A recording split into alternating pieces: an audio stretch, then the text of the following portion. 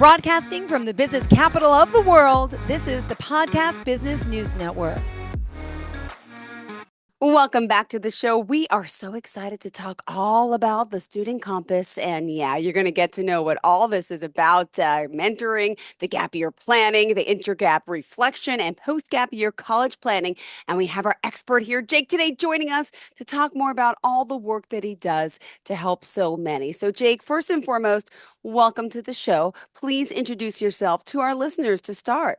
Well, thank you for having me on. This should be an interesting treat for me, certainly. My name is Jake Horne. I have a company called the Student Compass, which is really a mentoring, business venture enterprise.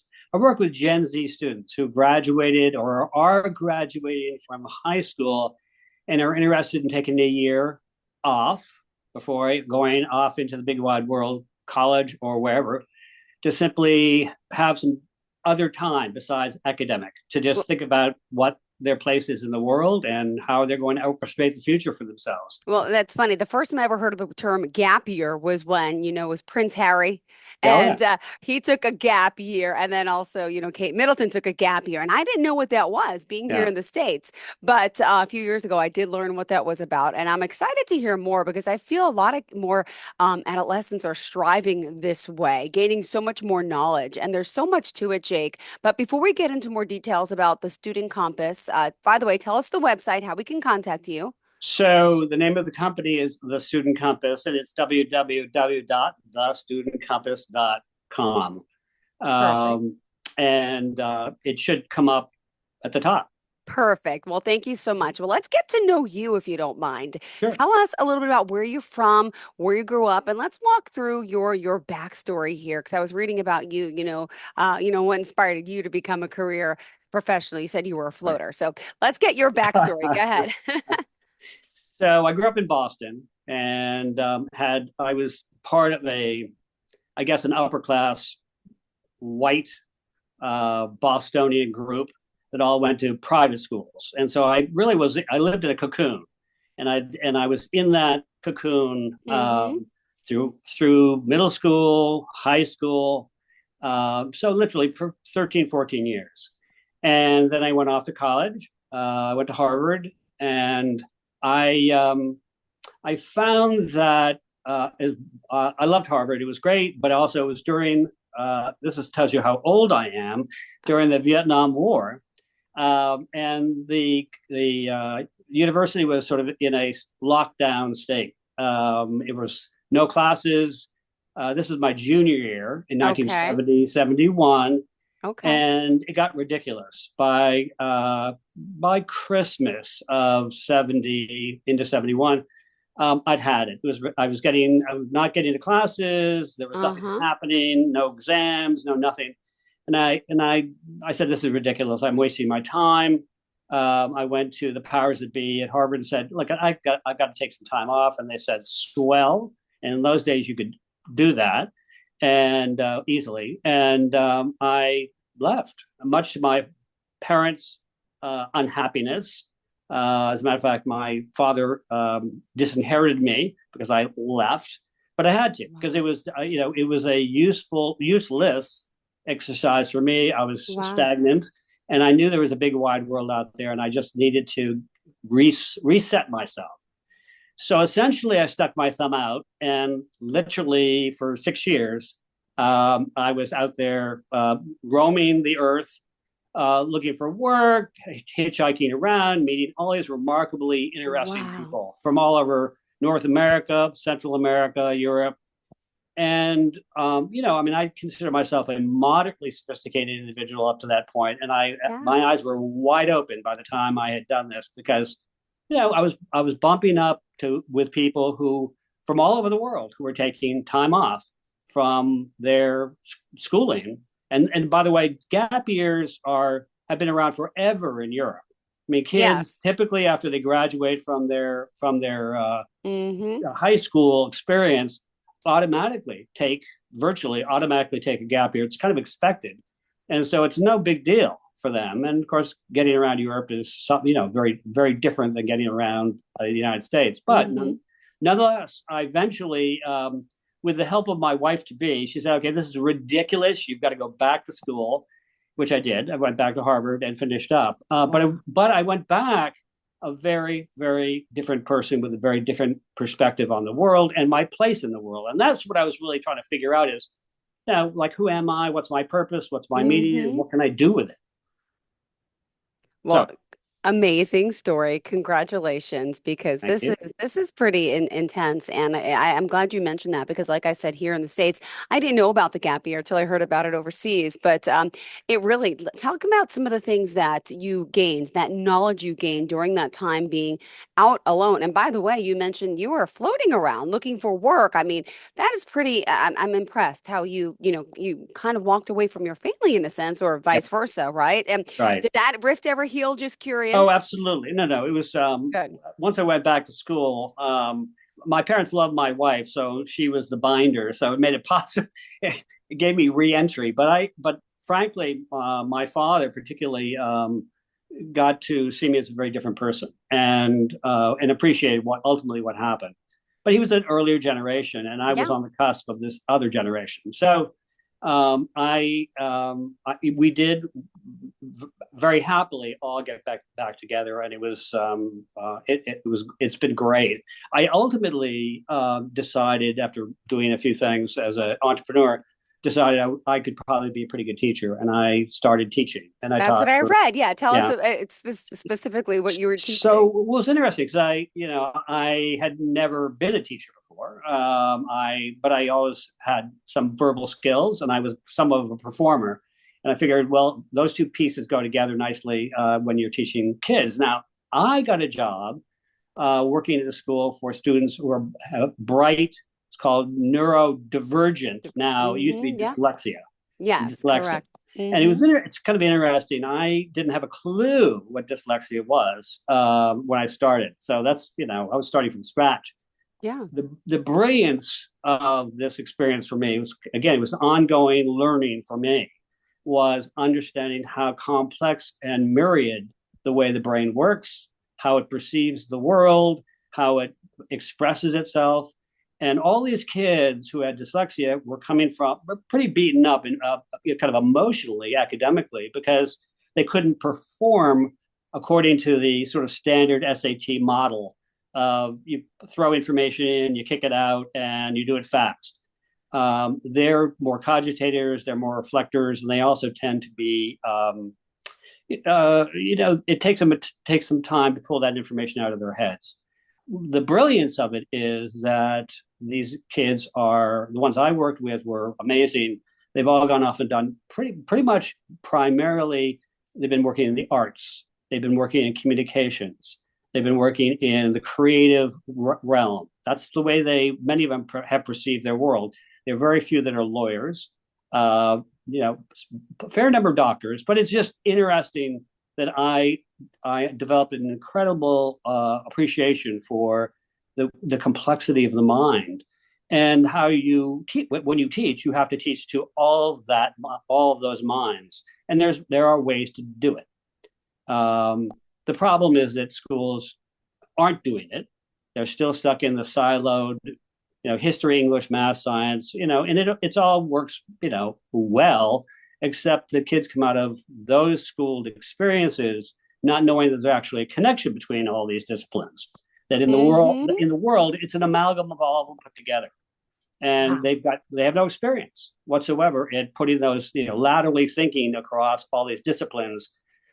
And the thing is that in this new world that they are in now, it's all lateral thinking. It's all how do you put these various, not seemingly obvious combinations together to create Mm-hmm. something new. Example, the smartphone. Oh yeah. That is a combination of all this lateral thinking of multiple different technologies all put together and to create this very unique, very different thing, which is obviously revolutionize the world, frankly. But anyway, so I started teaching.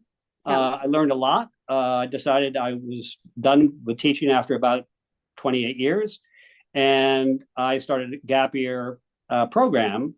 Finally, coming full circle, in 1991, and have been doing it ever since. So I've been working primarily with high school kids Okay. who found me, and know they've been in school for 14 years. They know the world's a bigger place. They're adventurous. They want to go out and understand the world, and they want to understand the world as it applies to them and what their place is in it. So those were my early kids. What's happening now is really more of a reflection of what these kids have been through, the Gen Z generation have been through over the last 24 years, which is just more of a dysfunctional society, all these new transformations that are coming down the pike and that are challenging all society and human society in ways that are totally novel and at a pace that is humans are very unused to. I know I'm So talking a lot, but no, it's pretty amazing though how, we are transitioning here as a society. And you mentioned like the traditional worldview of, we're supposed to, go to school, go to college, have your career, do all of that. I love that we are learning. There's more to that. We're talking about the gap year. We're talking about our friend here, Jake Horne. By the way, if you are just tuning in, we need to remind everyone how we reach out to him. It's thestudentcompass.com. That's thestudentcompass.com. Now, you're based out of Connecticut, but you're helping people. Is it worldwide or nationwide? it's worldwide. Let me just, I think the website, you throw it through a D in there. Oh, no, Compass, the C O Student M P A Compass. S S. Yes, correct. Okay, sorry. Sorry, Okay. the Student So, Compass, like yes, COMPASS.com. thank you. Sorry. But yes, actually, I work with kids from all over the world. I work Vienna, Paris, London, Tel Aviv, Denver, San Francisco, New York, Miami. I mean, it's just and actually this lovely technology that we're on right now actually works really well for this kind Yes. of work. Zooming, right? The Yeah, virtual world, still yeah, part of that transition of how things right, are changing. sure, And I just also want to point out that you mentioned your personal thoughts in regards to it's a quote, the dogmas of the quiet past are yeah, inadequate to the stormy present. The yep. occasion is piled high with difficulty. We must rise with the occasion. As our case is new, so well, we must think anew and act anew. We must disenthrall ourselves, and then we shall save our country. Just want to make sure we get that in there Yeah, too. right. Good. Well, I mean, that's a Lincoln quote from the Gettysburg Yes, Address. But correct. but Yep. but it Uh-huh. applies today, as far as I'm concerned. We get stuck in these. We spin and get stuck and enthralled in these, silos.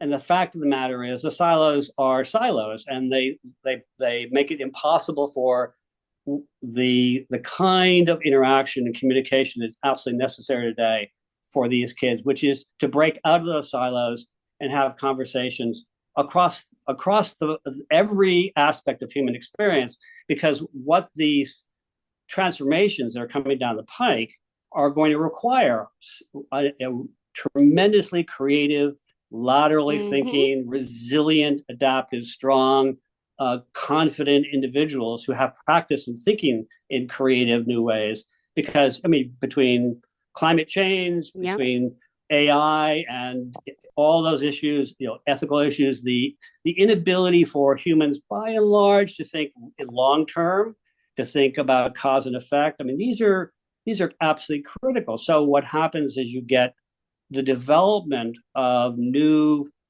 technologies, and as a result, because the money is so good, they get developed. But then nobody's looking at the ramifications, and the ramifications we see. I mean, we see with issues of a brain. These Gen Z kids have grown up with technology, and they've grown up with Yeah. screens, and they've grown up with being dependent on those relationships built through the screen. And ultimately, sadly, all of the weird things that happen, and they can't discriminate. They haven't had enough practice, and schools have done very little to help them be able to discriminate, be critical thinkers about not just Hmm. accepting what they see. At this very moment in time, that's the enthrall. And Yeah. that has to be broken, Yeah. because you know, I mean, we've got technology change, amazing, fast, which is going to change, the way we do things in this world. We've got climate issues. We have issues, global economic issues that are going to force people from all over the world to migrate in the tens of millions. And there's going to be all sorts of pressure because of that, not just on the United States, but on the world. There's all sorts of resource competition because it always has been. It's just accelerated. So, I mean, all these things are coming down the pike, and these kids aren't prepared for it. Well, I And, also love on your website, you offer a list of like future career potentials. And I looked at them before we spoke this morning and I was right, like amazed. I'm like, these yeah, things I've never heard of. Like right, there was a social media architect, there was entertainment trends analyzer, there's sure. robotic counselors, robotic personality engineers, all these new careers, and also in the metaverse, right? There's world designers, all these Oh, new careers yeah, right, that, when we were growing up didn't exist. So right. it's amazing to see how we are a new world of change and how we're changing so much. And I would also, I love to find out specifically some of the services that you provide. I mean, there's plenty of them, but do you want to, go Mhm. over some of it and how it works to work with you? Yeah, well, certainly, so philosophically, I think we're at a moment now where these kids who are going off to college, for instance, need to take a break because going to college, I mean, is a unique experience. It not aside from the fact it's profoundly expensive, Mm-hmm. and it is also an Mm-hmm. opportunity if you Mm-hmm. are engaged and you're in a transformative kind of head mindset. Most schools, and I'm digressing, sorry, but most schools Okay. are do transactional stuff. You sit in front of the Yeah. professor talks to you, and you write it down. Yeah. Okay, and it's not engaged. Nope. Okay, which means you're not really using all your senses, and you're not Mm-mm. learning how to apply it to life. So, and these kids before they come to college, they have none of that experience. So Yeah. they've been talked at for 14 years.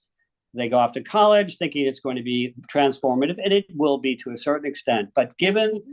the necessity of the moment we're in, these kids actually need to go to college as young adults and Yeah. not as adolescents. And being a young adult means you have a much deeper understanding of your personal responsibility to Absolutely. be fully engaged, to be asking questions, not being afraid to ask questions, to be willing to risk, failure, to rediscover and to create new ways and new strategies. To also be tolerant, to be able to, because that's what the Yeah. liberal arts experience really is: listening to ideas that you may not necessarily agree with, but at the Mm-hmm. same time you need to hear and you Yeah. need to think about and not just reject out of hand. Going on a gap year is really the first time these kids will have been, firstly, independent, Mm-hmm. away from their parents who have guided their lives, and in many cases have disabled these kids to True. be able to feel confident and capable and willing to take on risk and to be their own independent person, so they can go to college and really get the most out of it, and then graduate from college with a lot more Yeah. sense of the possibility, because there's going to be an enormous amount of opportunity out there. Yeah. Well, And let me those, also just play the devil's advocate for a second. sure. Some people listening and parents who are not familiar with the gap year, this is all new to them. Some might say, well, if I let my child take that year off, Mm-hmm. what if they, lose the drive to go back to school for the education? Does that happen? What are the chances of them thinking, well, I don't need school anymore. I'm having a great year. You know what Right. I'm saying? And And get great. dismotivated. How do you keep them motivated during that gap year to So complete that's, that when I talk, education? right. When I talk to parents, that's sort of like the first thing they say to me. And so firstly, as far as the process, I want the kids I work with generally are going to college. And so I want them to go through the whole college application process and be accepted somewhere. And then they defer. And colleges are happy to defer kids because they know that the kids that come back are really capable and much better students. So in the entire 30 years I've been doing this, I've only had one student not go to college. after their gap year. And that's because they come away from the gap year charged. They come away with a deeper, different sense of the excitement of understanding and learning about the world and all the opportunities that college has for engaging with other minds. And these kids, this is, I mean, this being this age, being 17, 18, 19, 20, 21, I mean, it's a really intellectually fertile, cerebral moment in their lives when they're all thinking about how does this work, trying to figure out how does it work, and what can I do in this world, and being tracked. Sadly, kids are tracked into certain fields where they believe that all the money is going to be. So, I mean, finance is everybody's going into finance or business or that kind of thing. And the fact of the matter is, maybe your first job will be, will pay you a reasonable salary. But the upshot is, over the long term, you're going to have less capability because you're still stuck in that head. And what's true today isn't going to be true tomorrow or in a year or 5 years. So those jobs, you think about law, for instance, algorithms are able to do a lot of the clerking work. So all those associates that were all doing the grunt work for the partners are getting displaced, are not getting hired because the AI can do a much more effective job much more rapidly. Same way in medicine. You've got technology and robotics, displacing and monitoring and data collection, monitoring much more effectively than having individuals just sort of do it. So again, my point is, what those jobs that seem so sure that are going to be around for a lifetime aren't, and therefore you have to develop a much broader range of understanding of maybe what your interests are, but what's connected to it also. And so you learn. I mean, one of the most interesting MDs I ever ran across was a poet. And he was able to really be remarkable in terms of parsing the way people were feeling and understanding them. And his diagnosis were spectacular. He wasn't just, mechanically a good doctor. So, blending the liberal arts with the sciences and the maths is brilliant. Yeah. And kids are beginning to figure that out. But colleges resist that because it's hard for them to break out of the department-based histories or sciences or anthropologies or, maths or whatever. So these kids are not being helped a lot. And I will say one more thing. And I don't even know if I'm answering the original question. You are. We got it. No. But I talk to a lot of Harvard kids. And I do because I'm part of the alumni and it's easy for me to get in there. And I'm talking to them, and I would just say, sort of off the cuff, about 40% of them are on anxiety medication. Maybe more, but at least 40%. But everybody I talk with is worried.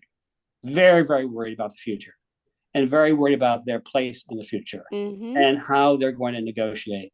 And schools, these hot potato schools are just beginning to wrestle with the idea of how to create these sort of integrated, consilient departments where conversations can happen across, the spectrum. So these kids have a much better perspective on the world, their place in the world, and their own personal capacities and capabilities. But it's tough. It's slow. So the gap year, step back. The gap year is really designed to give them an opportunity to refresh themselves, to think about their place in the world, to reflect and discover their own, unique skill, and maybe learn their purpose. I mean, that's amazing. Well, we appreciate you being here, Jake. Unfortunately, we have to wrap up the show at this time, but really excited to have you here. And you're helping so many, especially those Gen Zers, guys. Get started. Parents out there listening, adolescents, how do we reach out to you? So the Student Compass website, certainly, www.thestudentcompass.com. Also, my phone number is 860-921-6158. I'm actually really happy to talk to anybody. I mean, they're just beautiful. Because Yeah, and excited to know, everyone out there, that you really are not alone. So many people are feeling uncertain, right, about what's next in their life, their future. It's a normal feeling. And Jake is our expert. Obviously, he's been through it, walked in the same shoes. He can help you with the gap year, college admissions as well, career planning, and so much more. Thank you again, Jake, for being here. Excited to have you, and looking forward to the next time we get to speak. Thank you. Thanks, Jill. It's been fun. You have a great day. And to all of our listeners and viewers, stay tuned. We'll be right back with more. Thank you. Are you looking for even more of the podcasts and hosts that you love? The Podcast Business News Network is proud to announce that you now have even more ways to listen live. Check out the MyTuner Radio, online radio box, and Simple Radio apps on iOS and Android, or find us online. Search for Business News Network on mytuner-radio.com, or search Podcast Business News Network on streama.com and onlineradiobox.com/US. Take your podcast on the go and don't miss a minute of the action.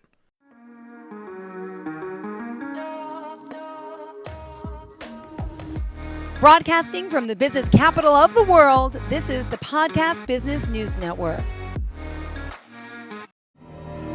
For nearly 2,000 severely injured veterans, everyday life has become filled with barriers. Day-to-day simple tasks can become pretty daunting. I have to carry my chair up 2 flights of steps or have somebody do it for me. What scares me the most is just the falling. When I'm struggling with my house, I think, to have that one great barrier just knocked down, it's crucial. Home for Our Troops is a wonderful nonprofit that builds a mortgage-free, fully adaptive, handicap-accessible house. And there's no catch. It'll be our very first home that we've ever owned. This is a game changer. This is where your life begins again. We need you to join us in completing this important mission. Please visit hfotusa.org and help build homes and rebuild lives. Because of you, everything's going to be okay.